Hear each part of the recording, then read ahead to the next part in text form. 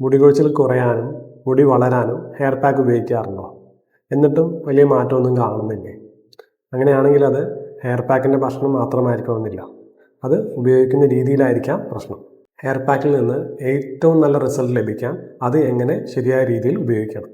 Hair pack എത്ര നേരം വയ്ക്കണം? ആഴ്ചയിൽ എത്ര തവണ ഉപയോഗിക്കണം? ഈ വീഡിയോയിൽ വിശദമായി പറഞ്ഞുതരാം.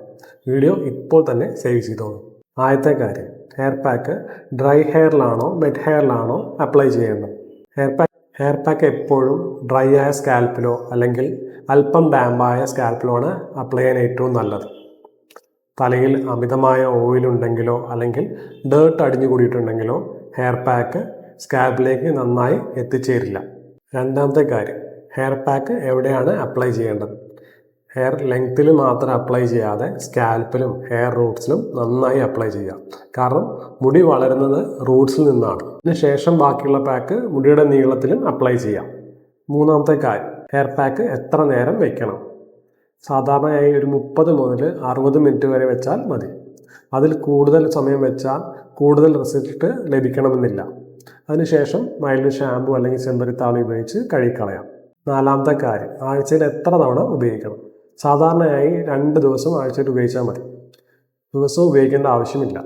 അഞ്ചാമത്തെ കാര്യം, എത്ര കാലം ഉപയോഗിക്കണം? ഒരാഴ്ച ഉപയോഗിച്ചിട്ട് റിസൾട്ട് പ്രതീക്ഷിക്കരുത്. ഹെയർ ഗ്രോത്ത് ഒരു സ്ലോ പ്രോസസ്സാണ്. അതുകൊണ്ട് 6 മുതൽ 8 ആഴ്ച വരെ സ്ഥിരമായി ഉപയോഗിക്കുമ്പോഴാണ് നല്ല രീതിയിലുള്ള മാറ്റം കാണാൻ സാധിക്കുക.